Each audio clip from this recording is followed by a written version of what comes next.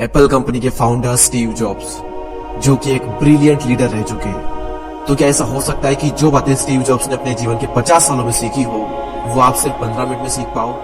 Well, इसका जवाब है हाँ, ऐसा हो सकता है। स्टीव जॉब्स ने स्टैनफोर्ड यूनिवर्सिटी में एक स्पीच दी थी और उसमें उन्होंने अपने जीवन की सबसे बड़ी लर्निंग्स को 15 मिनट में बताया था। और उसमें से कईयों ने सिर्फ इसलिए नहीं सुनी क्योंकि वो स्पीच इंग्लिश में है, हिंदी में और बहुत ही आसान भाषा का प्रयोग करके आप तक पहुंचा रहा हूं, ताकि कोई भी ऐसा ना हो जो विश्व की सबसे बेहतरीन स्पीच को सिर्फ लैंग्वेज बैरियर की वजह से ना सुन पाए। तो मन को सारी चिंताओं और बाहरी विचारों से मुक्त कर दें। आज आप वो सुनने वाले हैं जिसकी वजह से आपकी जिंदगी में एक विस्फोटक परिवर्तन आ सकता है। इस स्पीच को सुनने के बाद में आप आंदोलित हो उठेंगे।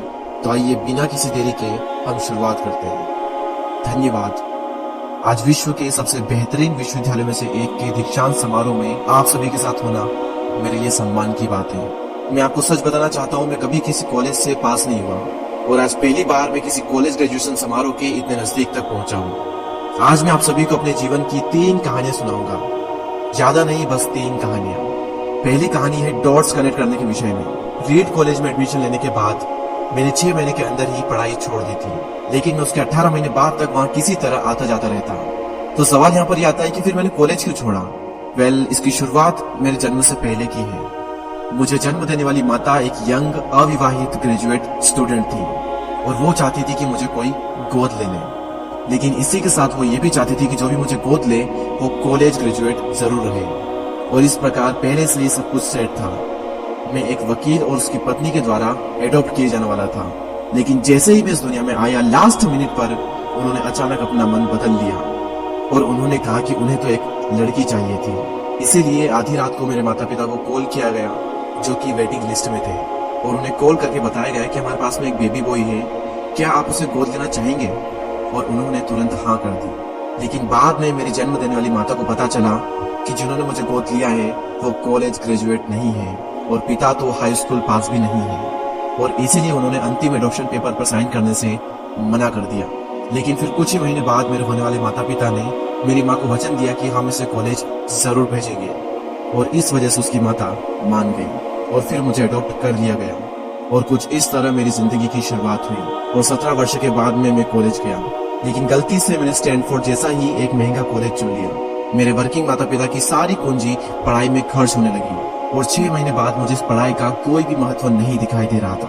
मुझे कोई आइडिया नहीं था कि मैं अपनी जिंदगी में क्या करना चाहता हूँ। कोई आइडिया नहीं था कि किस तरीके से ये कॉलेज मेरी मदद करेगा अपनी जिंदगी में कुछ करने के लिए।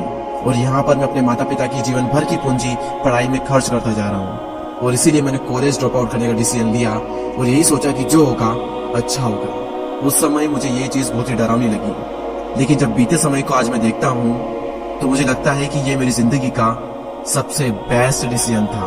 वो कैसे, मैं आपको अभी बताता हूँ। जैसे ही मैंने कॉलेज ड्रॉप आउट किया था तो मैंने उन क्लासेस को करना छोड़ दिया था जिसमें मेरा इंटरेस्ट नहीं था, और मैं केवल उन्हीं क्लासेस को करता था जिसमें मेरा इंटरेस्ट था।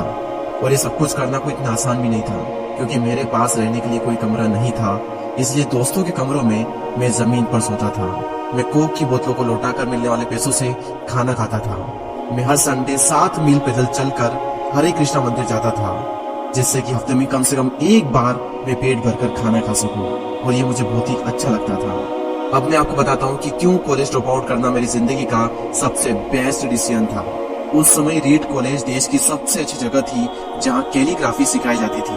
पूरे कॉलेज परिसर में हर एक पोस्टर, हर एक लेवल पर बहुत ही खूबसूरती से हाथों से कैलीग्राफ किया जाता था। और क्योंकि मैं कॉलेज छोड़ चुका था, इसलिए मुझे सामान्य क्लासेस करने की कोई आवश्यकता नहीं थी। तो मैंने निर्णय लिया कि मैं कैलीग्राफी की क्लासेस करूंगा और इसे अच्छी तरीके से सीखूंगा।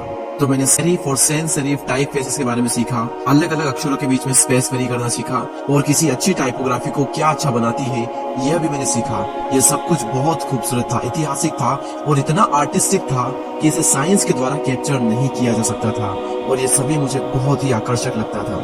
उस समय मेरा ऐसा कोई भी विचार नहीं था कि मैं इन चीजों का प्रयोग कभी अपने जीवन में करूंगा।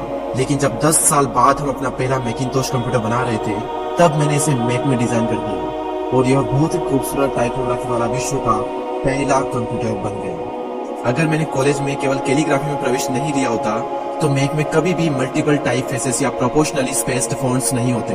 और क्योंकि विंडो ने मैक की कॉपी की है, तो दुनिया के किसी भी पर्सनल कंप्यूटर में ये सब नहीं होता।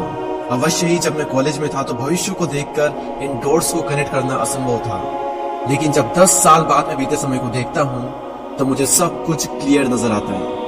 आप केवल पीछे देखकर ही डॉट्स को कनेक्ट कर सकते हो। इसीलिए आपको विश्वास करना होगा कि अभी जो भी हो रहा है वो आगे चलकर किसी न किसी तरह से आपके फ्यूचर से कनेक्ट हो जाएगा। आपको किसी न किसी में तो विश्वास करना ही होगा, अपने कर्ज में, अपने भाग्य पर, अपने जीवन पर या फिर अपने कर्मों पर। किसी न किसी चीज पर तो विश्वास करना ही होगा, क्योंकि इस बात में विश्वास रखना कि आगे चलकर डॉट्स कनेक्ट होंगे, ये आपको अपने दिल की आवाज सुनने की हिम्मत देगा। और उस समय भी जब आप बिल्कुल अलग रास्ते पर चल रहे होंगे, और यही बात आपको बाकी लोगों से अलग बनाएगी। तो मेरी पहली कहानी से सबसे बड़ी सीख यही है कि जो हो रहा है वो अच्छे के लिए हो रहा है, और अभी आप जो भी कर रहे हैं वो आगे चलकर आपके किसी न किसी काम जरूर आएगा।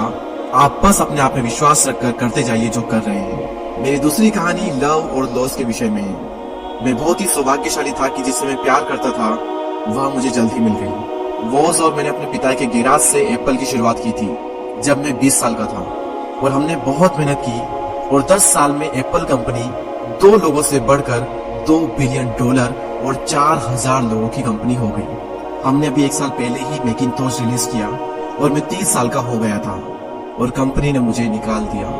आप सभी लोग सोच रहे होंगे कि अपनी ही बनाई हुई कंपनी से मुझे कैसे निकाल दिया।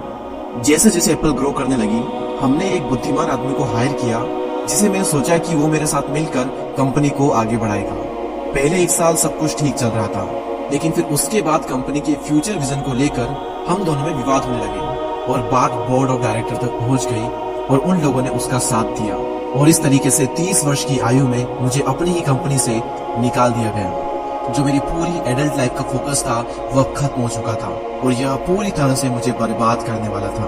और कुछ महीनों तक मुझे कुछ भी समझ में नहीं आया कि मैं क्या करूं। मैं एक बहुत बड़ा पब्लिक फेलियर था, और एक बार तो मैंने वैली छोड़कर जाने का भी सोचा, लेकिन धीरे धीरे मुझे एहसास हुआ कि मैं जो काम करता हूँ मैं उसके लिए अभी भी पैशनेट हूँ। एप्पल में जो कुछ भी हुआ उसकी वजह से मेरे पैशन में थोड़ी भी कमी नहीं आई। मुझे उन्होंने अस्वीकार कर दिया, लेकिन फिर भी मैं अपने काम से प्यार करता हूँ, और इसीलिए मैंने एक बार फिर से शुरुआत करने की सोची।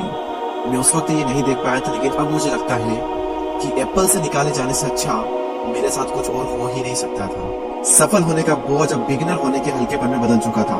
मैं एक बार फिर से स्वयं को बहुत ही हल्का महसूस कर रहा था, और इसी आजादी की वजह से मैं अपने जीवन के सबसे क्रिएटिव पीरियड में चला गया।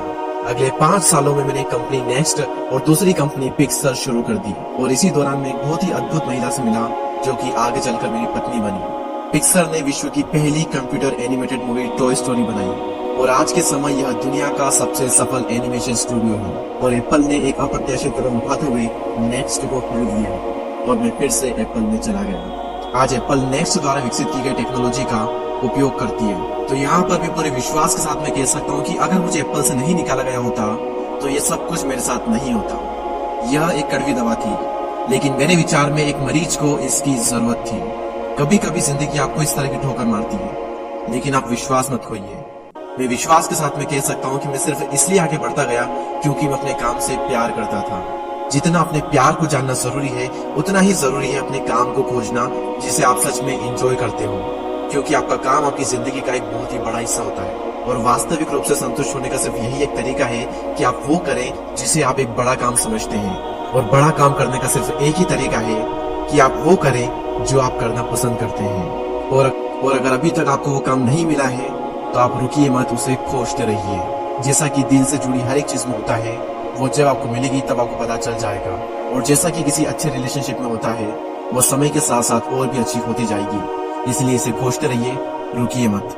मेरी तीसरी कहानी मृत्यु के बारे में। जब मैं 17 साल का था तो मैंने एक कोट पढ़ा था, यदि आप हर दिन ऐसे जिएंगे जैसे आपकी जिंदगी का आखिरी दिन है, तो आप किसी न किसी दिन सही साबित हो जाएंगे। और इसने मेरे दिमाग पर एक बहुत ही बड़ी छाप छोड़ दी। और तब से पिछले 33 सालों से मैं हर सुबह उठकर शीशे में देखता हूँ और खुद से एक सवाल करता हूँ कि अगर आज का दिन मेरी जिंदगी का आखिरी दिन होता तो क्या मैं आज वो करता जो मैं करने वाला हूँ। और अगर इसका आंसर ना होता है तो मैं समझ जाता हूँ कि कुछ न कुछ बदलने की जरूरत है। इस बात को याद रखना कि एक दिन मरना है किसी भी चीज के खोने के डर को दूर करने का सबसे अच्छा तरीका है। आप पहले से ही नंगे हैं, ऐसा कोई भी कारण नहीं है कि आप अपने दिल की ना सुने। करीब 1 साल पहले ही मुझे पता चला कि मुझे कैंसर है। सुबह 7:30 बजे मेरा स्कैन हुआ और उसमें साफ दिखाई दे रहा था कि मेरे पेनक्रियाज में ट्यूमर है। और सच कहूं तो मुझे तो ये भी नहीं पता था कि पेनक्रियाज होता क्या है। डॉक्टर ने लगभग पूरे विश्वास के साथ में मुझे बताया कि मुझे एक ऐसा कैंसर है जिसका उपचार करना संभव नहीं है और अब मेरे पास केवल 3 से 6 महीने ही बचे हैं। डॉक्टर ने मुझे सलाह दी कि मैं घर जाऊं और सभी चीजें व्यवस्थित कर लूं। यानी कि डॉक्टर की भाषा में इसका मतलब था कि आप मरने की तैयारी कर लीजिए। यानी कि वो सारी चीजें जो आप अगले 10 साल में करने वाले थे वो बचे हुए दिनों में कर लीजिए, क्योंकि आपका अंतिम समय आ चुका है। मैंने इस डायग्नोसिस के साथ में पूरा दिन बिता दिया और शाम को मेरी बायोप्सी हुई, जहां पर मेरे गले के रास्ते से पेट से होते हुए एक एंडोस्कोप डाला गया और एक सुई से ट्यूमर के कुछ सेल्स निकाले गए। उस वक्त मैं पूरी तरह से बेहोश था, लेकिन मेरी पत्नी और वहां पर जो भी उपस्थित था कि जब डॉक्टर ने माइक्रोस्कोप से मेरे सेल्स को देखा तो वह भी रो पड़ा, क्योंकि सेल्स को देखकर डॉक्टर समझ गया था कि मुझे एक बहुत ही दुर्लभ प्रकार का कैंसर हुआ है जो कि सर्जरी से ठीक हो सकता है। तो मेरी सर्जरी हुई और सौभाग्य से मैं अब बिल्कुल ठीक हूँ। मौत के इतने करीब तक मैं पहले कभी भी नहीं पहुंचा और मैं उम्मीद करता हूँ कि आने वाले कुछ समय तक मैं पहुंचू भी ना। और यह सब देखने के बाद मैं पूरे विश्वास के साथ में ये कह सकता हूँ कि मृत्यु एक उपयोगी लेकिन विशुद्ध रूप से भौतिक संकल्पना है। कोई भी मरना नहीं चाहता, यहाँ तक कि वो लोग जो स्वर्ग जाना चाहते हैं वो भी वहां जाने के लिए मरना नहीं चाहते। मृत्यु ही वो स्थान है जहाँ पर हम सभी लोग जाते हैं। आज तक कोई भी इससे बचा नहीं है और ऐसा होना ही चाहिए, क्योंकि इस जीवन का एकमात्र सबसे बड़ा आविष्कार है वो है मृत्यु। यह जिंदगी को बदलती है, पुराने को समाप्त करने का रास्ता खोलती है। और इस समय पर आप सभी लोग नए हैं और कुछ ही दिनों में आप सभी लोग पुराने हो जाओगे और रास्ते से साफ हो जाओगे। इतना ज्यादा नाटकीय होने के लिए मैं आप सभी से माफी चाहता हूँ, लेकिन यही सत्य है। आपका समय बिल्कुल सीमित है, इसीलिए इसे किसी और की जिंदगी जीकर व्यर्थ मत कीजिए। बेकार की सोच में मत फंसिए, अपने जीवन को दूसरों के हिसाब से मत चलाइए, औरों के विचारों के शोर में अपने अंदर की आवाज को मत दबाइए। और सबसे महत्वपूर्ण यह है कि अपने दिल और सहज बुद्धि की बात सुनने का साहस रखें, क्योंकि वे पहले से ही जानते हैं कि तुम वास्तव में क्या बनना चाहते हो। तो पहले अपने दिल की आवाज सुने, बाकी सारी चीजें सेकेंडरी है। और अंत में मैं आप सभी से यही कहना चाहूंगा, स्टे हंग्री, स्टे फुलिश। मैंने हमेशा अपने लिए यही मांगा है और अब जब आप सभी लोग यहाँ से ग्रेजुएट हो रहे हैं तो मैं आप सभी के लिए भी यही विश करता हूँ, स्टे हंग्री, स्टे फुलिश। यानी कि भूखे रहिए और मूर्ख रहिए। भूखे यानी कि कुछ करने की भूख आपके अंदर होनी चाहिए, और मूर्ख रहो क्योंकि मूर्ख रहकर ही आप कुछ सीख पाओगे। अगर आपको ये लगता है कि आप सब कुछ पहले से जानते हैं तो आप कुछ भी नहीं सीख पाएंगे। तो भूखे रहिए और मूर्ख रहिए। Stay hungry, stay foolish. आप सभी को बहुत बहुत धन्यवाद।